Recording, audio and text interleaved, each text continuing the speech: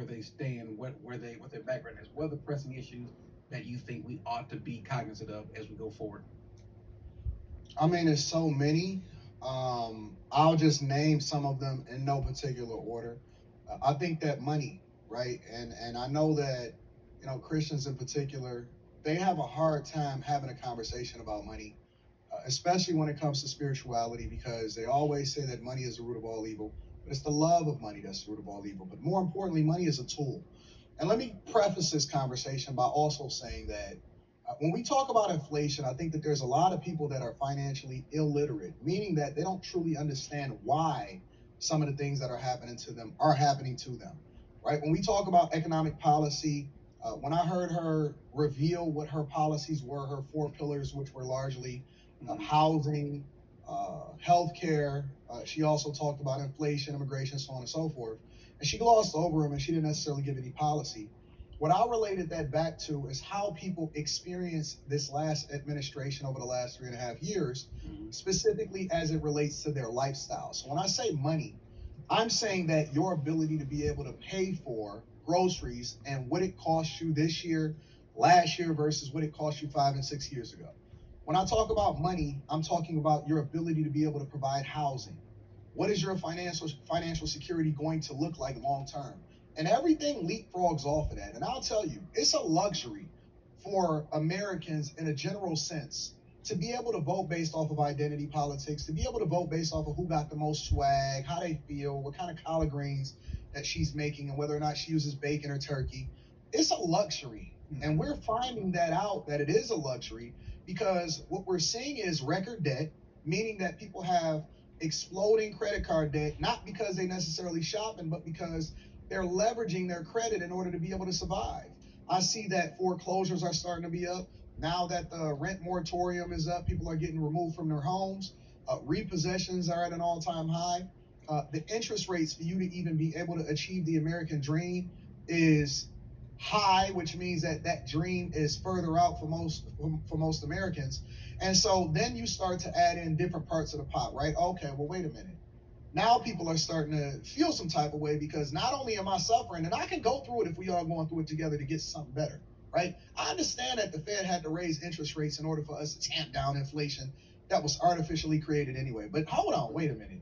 You're not going to give me this and give me 15 million migrants that came in here without no kind of problem whatsoever. And you're going to give them EBT and debit cards, and you're going to give them cash, and you're going to take my tax dollars and allow for them to continue to have housing and free hotels and Medicare and educating them. And, you're not, hold on, wait. I'm not going to suffer and you're going to spit in my face at the same time, right? And so I think that fundamentally, most people care about whether or not they're actually going through it to get to something better, or if you just taking advantage of me and you pushing an agenda in order to continue to maintain power. And so I think that fundamentally people are focused on money, which then transcends over into lifestyle, and then it also transcends into every other political issue that we have in this country. You're not going to give all of our money over to Ukraine, Taiwan, and Israel, and I'm suffering right here at home. You see what I'm saying? So when Americans start to focus on how am I being affected, you have to remove how you feel about a person and make an informed decision, because your emotions is going to get you in trouble. And I think that strong men and strong leaders ultimately can make a decision based off of what makes the most sense, not how they feel at that particular time. Yeah, one of the things that I don't think people, and I remember this was even before we had the housing crisis and the bubble, the boom, the backwards boom in 2000, late 2007, 2008. People don't understand how really fickle our economy can be. We have a high amount of debt. We are leveraged to the hilt, and when you start having what we have, we've got a lot of baby boomers who are, and it's kind of weird, and people don't realize how important that particular segment of our society is in terms of our economy, because it's the greatest concentration of wealth in America. And so what they do with their money is going to determine some things. Now, we thought there was going to be a little bit of a slowdown as they got into retirement, because they tend to want to go towards investments that are not high, or I'm sorry, a little bit more conservative. Exactly. They don't want to be in the stock market. Problem is, though, we see many more and more who are still exposed. in a greater degree than they otherwise would have been, let's say 10, 20, 30 years ago.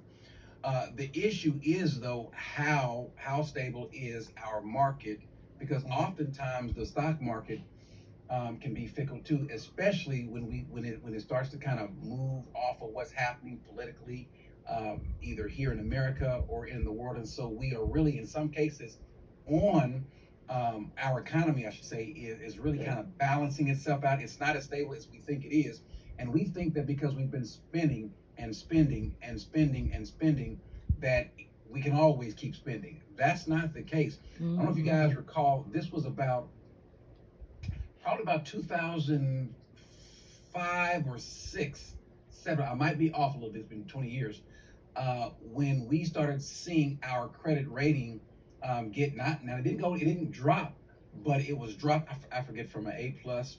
I forgot what it's dropped down to, and it caused an alarm because Yep. these rating agencies, they're not beholden to the United States of America, even though they're located here.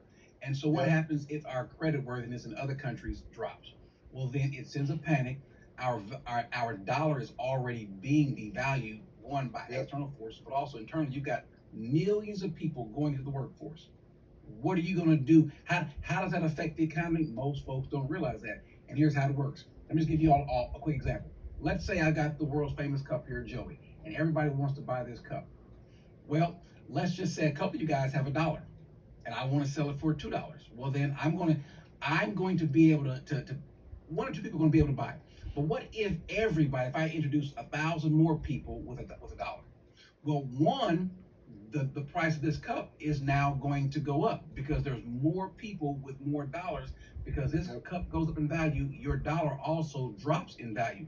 That's what happens when you introduce 20, 15, 20 million, who knows, that many million people into the economy. And you Yep. can say they're not taking a black job or white job. Is bad. What they are doing is they are taking jobs that otherwise would have gone to someone else. And that job that Yep. that black person or white person, Hispanic person taking, whatever job they have, that's less in wages that they're going to receive because there's more people in the workforce. And Yep. so it is hurting everybody. So why does chicken cost more? Eggs cost more? Milk costs more? That's the reason why these things are tied together. And they're printing more money than ever before. Print more money And than ever before. so the dollar isn't necessarily even backed by anything anymore except for our belief in it. And so, a lot of our world leaders and a lot of other countries, they largely, reserve a lot of their own wealth within the American dollar in order to hedge against things that are happening within their own country. But people are losing faith, not only within um, in America itself, but also worldwide. They're losing faith in the American dollar itself. So it used to be backed by precious metals and our Federal Reserve or whatever. But once they started to print money because they realized that they wasn't managing our money effectively, but instead it was just continuing to leverage and then go into more debt in order to continue to sustain and kick the can down the road. What we're continuing to go towards, and now we're over $35 trillion in national debt. And most people don't pay attention to those type of things because it's not something that's directly affecting you right now, but it 100% trickles down and it affects every single thing that you do. And I mean, if you just want to go back and look at what the cost of a movie ticket was and what the cost of a car was, in the early 80s, late 70s versus the early 90s versus now, you'll see the difference exponentially. But at the same time, the value of what it is that you're doing is minimized because you can't keep up with the rate of inflation. So Well, you're wait a second, making less Anton. I gotta ask you a money. question. I gotta ask you a You're question because okay. Go ahead. Let's get we've into just it. been told that inflation is below 3, is 2.9%.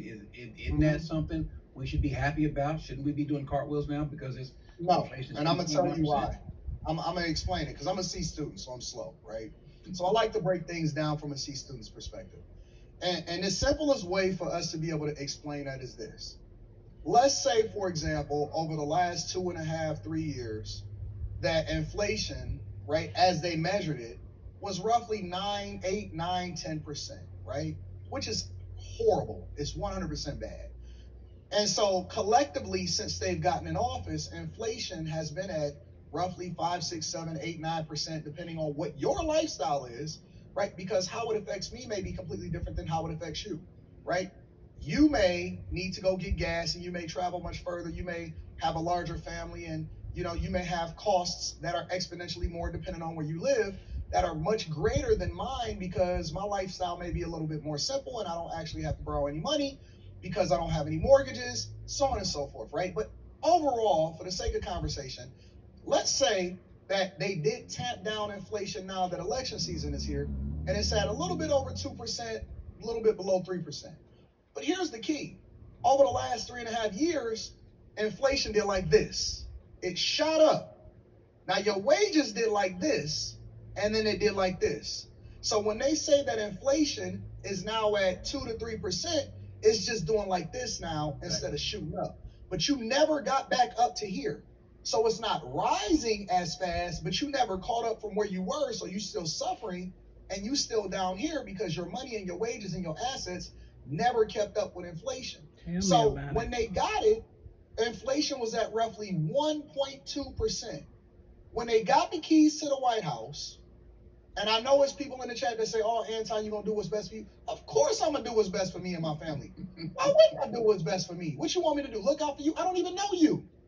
You an avatar in the chat. Why would I even think about what's best for you? Because what's best for me, when I make a decision what's best for me, ultimately I'm thinking that that's the best decision for everybody, right? You're supposed to become an informed voter and make a best decision for your family, right? So when you think about inflation, and they got it at 1.2%, which is one of the lowest in history, certainly the lowest in my lifetime, and then you can't even keep up with the rate of inflation, and now they're saying that, well, it's only at 2.6% or whatever it is right now. You still never caught up. You still suffering. You still chasing, having to get to the point to where you can get out of survival mode and start to thrive again and make decisions not under duress but out of abundance. So it's a white lie. They won't tell you how you were affected over the last 3.5 years. They're going to tell you what your current rate is, which doesn't actually help you, and that's why you're not feeling any relief from what it is that you experienced over the last 2.5 years ago. Yeah, historically, from the beginning of the 20th century up to now, inflation has averaged 3%. We had a long period, ladies and gentlemen, where it was far below that. And so at some point in time, we knew at some point in time it was going to creep up. The problem is when you get rising inflation and the wages don't track with inflation, at least to some degree. And wages typically never do when you see inflations rise that sharply. But you should see some sort of increase in wages. We're not seeing that. Let me say something really quick, Corey. I know you got questions. No, go ahead. Let me address. I like to interact with the chat. I think that chat lives matters. You know what I find interesting? People only want to have a conversation with people that they agree with. That's it. Correct. That is, let me say this very clearly, because I am not the type of person that's going to tell you what you want to hear. I'm going to tell you what my truth is. Mm-hmm. I am not the type of person that's going to kowtow in order to pander or try to make you feel good about the things that I say. I'm going to say it because that's what real men do. I'm not raised by my mama. I'm raised by my father. I'm very headstrong and I'm very dedicated to what it is that I think is the right thing to do. So I'm never going to pander to your feelings. As a matter of fact, I don't care what your feelings are. And more importantly, the wise thing to do is always to consider, right? Because when I'm having these conversations, I'm open to the possibility that I'm wrong, and I'm also open to the possibility of learning something from somebody that may or may not disagree with me.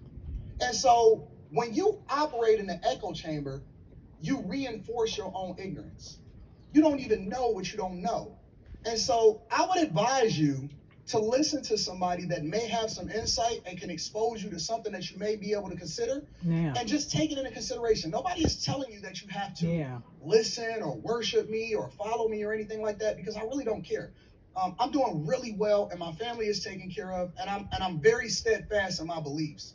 But I think that it's the dumbest thing in the world for some people to only want to operate in an echo chamber for somebody that reinforces what they already believe.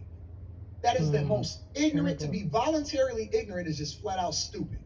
Okay? So I love to interact with the chat, and I'm gonna get back to your questions, but I just want to make sure that you understand that I can care less about anything that you say. I'm very, very dedicated, and I'm very, very headstrong. And usually the only people that get offended is the ones that is hitting the most. So let that pierce your heart, and go home and feel something about it so that you can have some change behavior and you can get some better results. Because the chances are is that you suffering from the very things that I'm talking about. Now let me say this: I don't think Anton isn't. Now I don't know. I don't know. I didn't grow up with Anton. It's not like we've been bosom buddies since the '80s. But do I think that Anton has some level of care for other people? Sure, but I think people are missing their point. Now, there's a passage in the Bible that says that one, do not answer a matter until you've heard it. It's folly for a person to do so. But then also, in that same book of Proverbs, he says that do not speak to the hearing of a fool. There are some people, as he says, and we've said it in different ways. Some folks don't want to hear anything. Some folks just want to, you know what, tell me, as Richard Pryor said, give me some more of them old lies to make me stop thinking about the truth. So therefore, it's important, ladies and gentlemen. Let's say you disagree, because anyone in the chat that's disagreeing with them already, what are you disagreeing with them for? I Now, don't care with disagreement is good. I think that you should, but disagreement you and should debate have is good. have a response. Well, what about this? What about that? And so, the Well, issue they that can't I do think that. we're missing out on is if you don't like, let's say a person is voting for Kamala. Now, I've stated before, I'm not telling you to vote for Trump. I'm telling you don't vote for Kamala. Now, you take it how you want to. I will never tell someone to vote Can I in a address way that? that bothers. Go ahead, go ahead. I think that we all get caught up in the national election, and I even see people that say don't vote or have that narrative, right? But don't y'all realize that there's a whole ballot of people that you have to decide on who's going to govern you? That they then become a representation of what it is that you are? When I see what's happening over in Chicago, right? Or I see what's happening in Denver, and Chicago is going to have a $982 million budget deficit coming in 2025. They don't even own their own streets, which then means that they raise their property taxes of the residents in order to cover for that shortfall. That your schools are going to suffer as a result of it. That they're going to continue to fund the migrant crisis and they're not listening to you. When I see the millages that come up that determine whether or not your community colleges is going to be funded or your infrastructure is going to be taken care of, when you vote based off of who's going to represent you in Congress, there's more than just two people on the ballot. And so to be an informed voter is to make a decision that's in the best interest of whatever it is that you represent, whether you're a Christian, whether you're a Muslim, whether you're a person that is identifying as black or white or whatever, so on and so forth. We get caught up so much in just these two candidates, but we don't talk about what these candidates represent. Let me tell you something. Kamala Harris, for all of you people that support Kamala Harris, they had Planned Parenthood at the Democratic National Convention, making sure that they determine what happens with your children or what's going on as far as continuing to do free services for people that wanted to mutilate their bodies. This is the same party because I don't even understand, and this is my personal opinion. This is not a reflection of you, Corey. This is me. I don't understand how anybody can say that they are of something that represents some form of humanity, while at the same time supporting a party or a candidate that is pushing agendas not only here in the United States of America but worldwide. They are traveling to African countries and leveraging the American power or our power as a system over these countries like Ghana in order to push an alphabet community agenda. That don't hit y'all a little bit different? Listen, Obama's landmark legislation was to support a party that was more or less aligned with the alphabet community. For me personally, I don't stand for that. Right. That doesn't represent me. That is not something that is a reflection of what it is that I want for my daughter and my family. And so I don't support her from a policy perspective because I think that she's ignorant and I don't think that she knows what she's talking about. And I don't support her from a moral or character perspective as far as how it affects my family. Because that legislation and whether or not, I was walking through Miami airport and I seen a grown man go into the woman's bathroom because he said he identified as a woman. And my daughter was in that bathroom. No. And I walked in right behind him and told my daughter to come with me. We're going to go to a different bathroom because I can't have somebody that is mentally in a whole nother sphere identifying as something that he biologically wasn't born. And that's also the legislation that's being pushed, not only in California, but as California goes, the rest of the United States of America go. So, I'm not shook at her because what she does is not going to affect me because I'm in a whole nother lane. I'm in a whole nother bracket. But I'm shook for what it is that this world is going to be left with. And I want better for this earth because my goal and my objective is to lead this earth in a better space had I not been here. So it does matter to me. Yeah. And the character of this country and what this culture is and what we celebrate the most matters to me. And the fact that we not paying attention to more than just what's at the top of the presidential ticket, but we also not paying attention to how we gonna be affected on the local level is ignorant. It's crazy. So how I say that, by the way, you handle it different than me, and this is why it's good for me to not go out as much as I want to, because if it's me and a man is in there, y'all forgive me, but y'all gonna have to come bail me out because I'm pulling him out. I'm pulling him out. We're gonna have an issue, and that's just me. I guess I've got to grow in that regard, but to me that's a threat.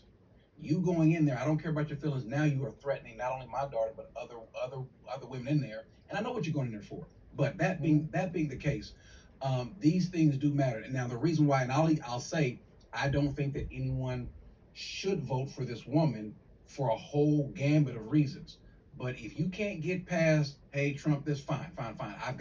I I'll do a better job of trying to move the moon than to get someone to get past that. But that being the case, her politics, you can't tell me what you're for and how her politics, whatever it is you say you're for, how her politics benefits you. And so I think it's important to understand where she stands with immigration. I think it's important to understand where both of them stand with immigration, where both of them stand as it relates to the economy, as it relates to crime, as it relates to a whole gamut of issues. And I'm waiting. And one of the things that was interesting about the video that went viral. First of all, it's like all your videos where you're asking, what does she stand for? What is her policies?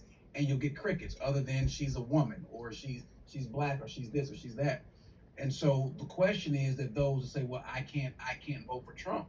Well, then are you going to vote for her? Now, if you're going to come back and say, well, it's the lesser two evils, I can't vote for either one, well, then fine. That's the easy way out. It is, That's because you can't act like out. that this doesn't matter, because if you pay That's taxes, people that's not if you got informed and they trash, haven't done their if research. you got water, don't complain about it. Don't complain about what your kids learn in school. Just go along. The Lord did not tell us to be that way. We are to also be shrewd. We're to be godly. Yep. We're not to be a Republican. We're not to be Democrat. But whoever is for our best interest, then so be it. No one can tell me. If you can, please tell me how her policies. This is why I'm kind of a little bit passionate about this. How her policies benefit any of you folks in the chat. The 1,100 folks in the chat, and those go, show me where her policies benefit any. Well, that is, unless you are. Your economic outlook is kind of crossed, and you tend to be part of the alphabet community. Other than that, tell me how her policies benefit you. I'm still asking you know what? The same question. It's the coward's way out. It's the coward's way out. The simplest way to evaluate this, because people have short memories, and I get it. Y'all like shorts, y'all like reels, y'all be on TikTok, cool. Evaluate whether or not your life was much better as far as your ability to be able to get your family in a position that you want to get them in. And you had the freedom to do the things that you wanted to do. From 2016 through 2020 or 2020 through 2024. And ask me, do you want another 3.5 years or another 4 years or 8 years of what you've experienced over the last 3.5 years? We had no new wars, record unemployment, low inflation. We were absolutely running the world. American troops was going home, and we had more money that was being dedicated and allocated to our own country instead of here over across seas. You know, it was a lot of things that had to be undone, and I'm almost in a position to where I think that people start to deserve what they get. I'm almost in favor of her winning. I'm almost in favor of Kamala Harris winning because I think that people deserve to suffer. You don't really know what you have, and it's almost going to be that even if he does win, which I think he's going to win by a landslide, even if he does win, he'll have to spend so much time fixing and undoing the things that we've suffered through over the last 3.5 years, so where he probably won't even get the credit for it. You know, he had to undo a lot of the North American Free Trade Agreement and institute tariffs because, you know, the competitive advantage with other countries like China, in which Bill Clinton signed into legislation to give away our American jobs, but he wasn't the one that got the credit or suffered from the indiscretions and the problems, as well as what happened during George W. Bush's term. He was the one that gave away all of these American jobs, and the North American Free Trade Agreement had to be renegotiated.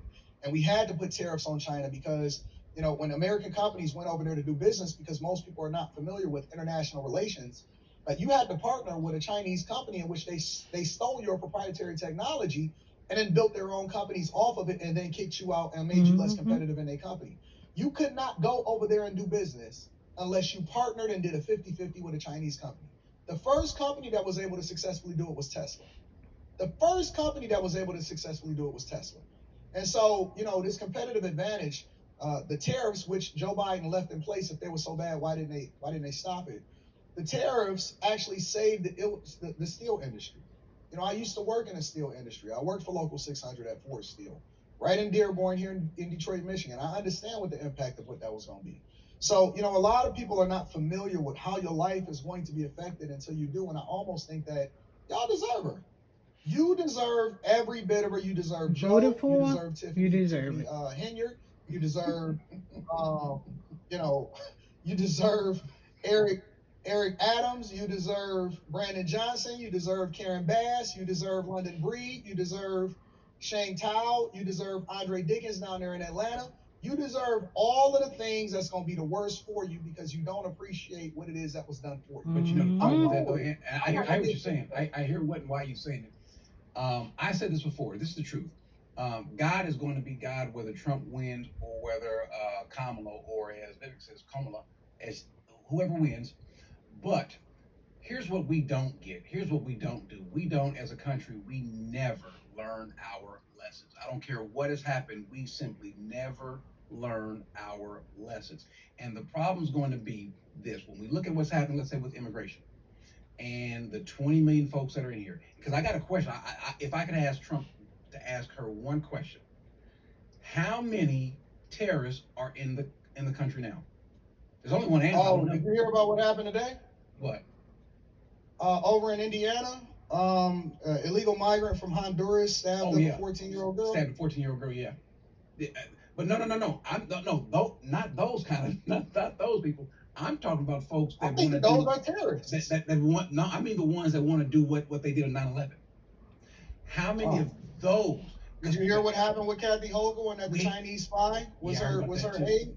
We have the problem is we have no idea who's here. We've caught 180 on the domestic terror. I mean the terror watch list. That's just the ones that we caught. But what about the ones who are terrorists who are not on the list? And so that's a huge issue. But my problem is this. My issue is this.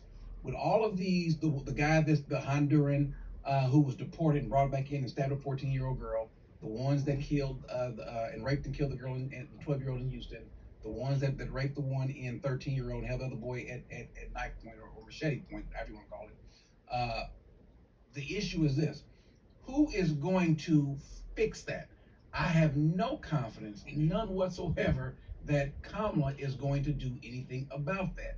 It Why would they just do it became, and they're the ones that allow for it to happen? Why would yeah, they fix a it problem that just they became. created? Remember, at the beginning of their administration, they said there was no border crisis. They told us there was no border crisis. Jim Acosta goes down to the border at the wall and says, "I don't see a crisis."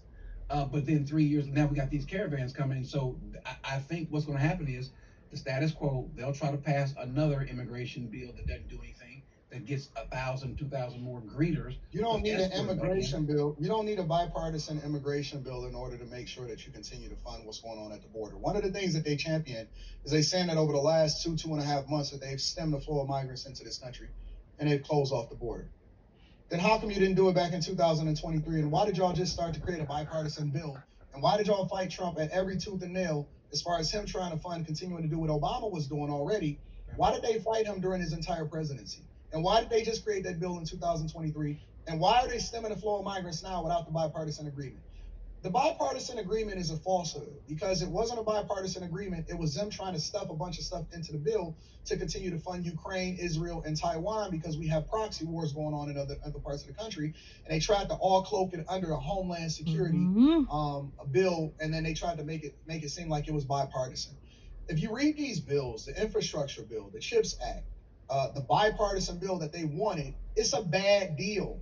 And it's not what it is that they promote to you. If you actually read it, is what you don't see that they're trying to pass through. And so what they was trying to do is, what Republicans said is we need to separate the issues instead of saying that in order for you to get funding for Ukraine and Taiwan and Israel, instead of you packaging that up in one deal and calling it a bipartisan agreement and trying to leverage the migrant crisis over our head in order to get what you want, You need to deal with this separately, and you don't need a bipartisan deal in order to do your job.